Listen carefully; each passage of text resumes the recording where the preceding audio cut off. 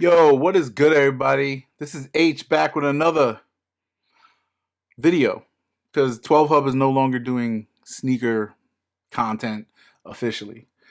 I moved it over to this channel, and I decided, just to come back to this because, it's a good hobby, and I felt good doing it in the moment. So, shout out to everybody who supported that and looking for that content. I'm back doing it here. Shout out to Kari and all them for encouraging me to kind of do this again. So I'm gonna get into an unboxing here, but check us out on the 12 Hub podcast. I know this channel has very minimal subs. I think we're almost at 100, but which is small, obviously. But I think I could build up another community like what we did with 12 Hub. But 12 Hub is going to be mainly the podcast now, so check that out. I'll leave a link in the description. And right here is going to be more of that fashion and sneaker content. I'm going to do unboxings again, tech stuff, all that good stuff. So check us out here. Today I'm going to do a sneaker. It's going to be a Nike, an Ava Rover. Ava Rover. Here we go. Ava Rover. This is the first colorway, I think, that's come out officially. A bunch of influencers got a crimson or like pink or canyon rust colorway out in the mail. I am not top tier influencer, so I don't get shit. I have to buy my own shit. This joint here got a cool box, one of those recycled boxes, I'm assuming, nothing crazy. I like it, simple. There's a sizing tag, man. I miss doing this. This is fun. Size 12. Shout out to 12 Hub and their little, branding for the Ava Rover or whatever. Inside we got paper and shoes. Nothing else. No other branding here to be found. I ordered these a couple weeks ago. Retail for about $140 here in the United States. Here it is. This joint, I like it a lot design-wise.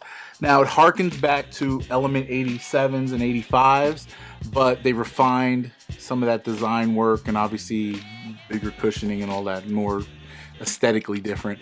Back heel, a lot of padding. So I think that's why, with sizing, and I'll get into that, why some people suggest maybe a size up. I haven't tried these on yet, by the way. I'm going to do a wear test. On the side here, we have this cool, very chunky sole. The outsole is ridiculous on these. As you can see, it's got this really patterned out. I think this is reminiscent of Ultra Boost. That's what somebody said in their review. But again, it's ReactX foam. Now the ZoomX and ReactX foam, I should do a little more research. Like ZoomX, I believe, is more the running cushion, which is on the more expensive shoes. This has design elements that mirror some of those runners and stuff, but it's made for casual because the upper is very lightweight. And this has this interlocked lacing system with these loops here, reminiscent of old Nike basketball stuff. I believe like KD's and a few of the Jordan models had this inner looping system, right? So it keeps it clean, to be honest with you. And with this system, I feel like you could loose lace this and just slide them right on, which is great for a casual shoe. The tongue here is, I like it. It's a little flimsy. It's got that, it definitely harkens back to the Element 87 and all those shoes. But now they added padding, and the heel is padded. Before, in Element 87s, this thing used to just be solid plastic with padding down here, but it would scratch the back of your heel, which was terrible. Hated that. So I stopped wearing those shoes or wore them with long socks. Other than that, there's a hit of suede right here on the toe box. For $140, that's a good look. You got Nike swoosh right here, and this kind of, it's not like ripstop, it's a little cheaper than that. And then this rubberized upper midsole, whatever, that kind of keeps it a little firmer here for support. Pull the paper out. Oh, big thing right here that I like is they did an actual good job of putting in a good sole. It's kind of, again, a lot of the cushioning is coming from the bounce from the ReactX, but this sole, it's cool orange and nylon a bit here, so it's very soft in my opinion. There's nothing cheap about it, not too cheap, I mean.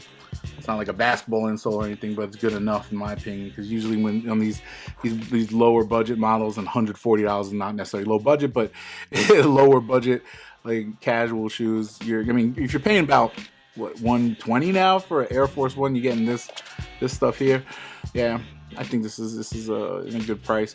So we're gonna do a little wear test on these, bring them outside, walk the dog in them, do my thing, and I'll be right back, and I'll give you my final thoughts on this after the wear test. So stay tuned. Peace. All right, taking you to a little wear test outside. I feel good already. Arch support ain't really there for me, at least. You can see this is why I got, the wide feet. It's just gonna keep going like this. And packages. We'll come get you later. But yeah, so as you can see, the wide footedness, it's like bringing it in a bit right there. Overall, though, it's comfortable. I think I'll break these in nice, and of course, like this ripstop upper. All right, run the dog. Let's see. Let's do a little light jog. These aren't running shoes, but there's something. All right, that's enough running. Let's walk it out. Feel good so far. I'm not mad at these.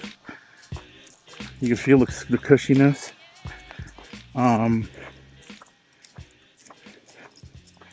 little too cushy. But they feel good. I can honestly say yes, if you were really being cautious, go up a half a size. Other than that, I would not fret going true to size. How you doing? Yeah, true to size should not kill you here with these shoes. All right, we're miling, and these are good. I ain't mad at them. Looking good. They're holding up pretty well. Look at that. I feel like dog, Chuff. What do you think?